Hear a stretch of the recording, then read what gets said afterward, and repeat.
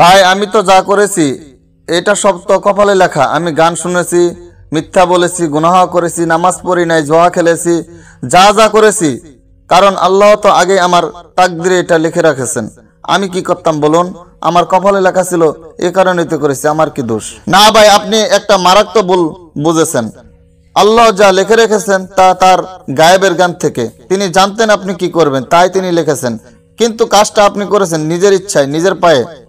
বাস্তব উদাহরণ ধরেন, আপনি বাইক চালাচ্ছেন, আপনি একটি মোড়ে পৌঁছালেন, সামনে তিনটি রাস্তা।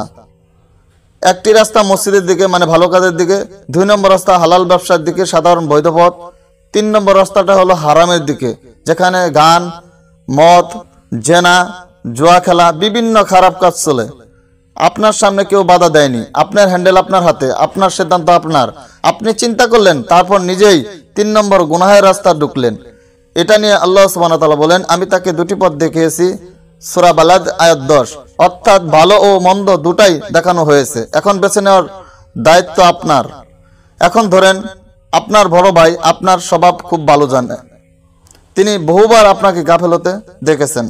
তাই মোড়ে পৌঁছানোর আগে তিনি মনে মনে বললেন, এই ভাইটা তো নিশ্চিত গুনাহের পথেই যাবে। আপনি সত্যি রাস্তা 3 ধরলেন। তখন কি আপনি বলতে পারবেন আমি গেছি কারণ ভাই বলেছিল? না ভাই, আপনি গেছেন নিজের ইচ্ছায়। আল্লাহ সুবহানাহু ওয়া তাআলা বলেন, প্রত্যেক প্রাণী তার কৃতকর্মের জন্য দায়বদ্ধ। সূরা মুদাসসির আয়াত 38। এখন ভাবেন, আপনার ভাই তো শুধু অনুমান করেছিল, কিন্তু আল্লাহ সুবহানাহু ওয়া তাআলা গায়েব জানেন, তার জ্ঞান সীমাহীন। তাই তিনি জানতেন আপনি কোন পথে বেছে নেবেন, তাই তা লিখে রেখেছেন। আল্লাহ সুবহানাহু ওয়া তাআলা বলেন, তোমরা যা করো আল্লাহ তা জানেন। সূরা হিজরাত আয়াত 18। কিন্তু লিখে রাখা মানে এই না যে তিনি আপনাকে জোর করে গুনাহ করিয়েছেন, কখনোই না। বরং আল্লাহ সুবহানাহু ওয়া তাআলা বলেন, আমি মানুষকে পথ দেখিয়েছি, সে চাইলে কৃতজ্ঞ হবে আর চাইলে অকৃতজ্ঞ হবে। সূরা আদ-দাহর আয়াত 3। অর্থাৎ পথ দেখানো আল্লাহর কাজ আর নির্বাচন করা আপনার। তাই কিয়ামতের দিন কেউ বলতেও পারবে না, হে আল্লাহ আমি তো গুনাহ করেছি কারণ তুমি আমার কপালে তা লিখে রেখেছিলে। বরং আল্লাহ সুবহানাহু ওয়া তাআলা বলেন, যে কেউ মন্দ কাজ করবে সে তার শাস্তি পাবে।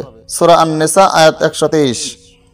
আল্লাহর বিচার এতটাই ন্যায়পরায়ণ, কেউ বলতেও পারবে না, হে আল্লাহ তুমি আমার উপর জুলুম করেছো। যেমন আল্লাহ বলেন, তোমার রব কাউকে বিন্দুমাত্র জুলুম করে না। সূরা কাফ 49 নম্বর আয়াত। নিশ্চয় আল্লাহ মানুষের প্রতি কোনো জুলুম করে না। সূরা ইউনূস আয়াত 44। আল্লাহ যা করেন তাকে প্রশ্ন করা হবে না, বরং মানুষকে প্রশ্ন করা হবে। সূরা আম্বিয়া আয়াত 23। রাসূল সাল্লাল্লাহু আলাইহি সাল্লাম বলেছেন, যে ব্যক্তি কিয়ামতের দিন নিজের পক্ষে তর্ক করবে সে ধ্বংস হবে। সহিহ মুসলিম হাদিস 28।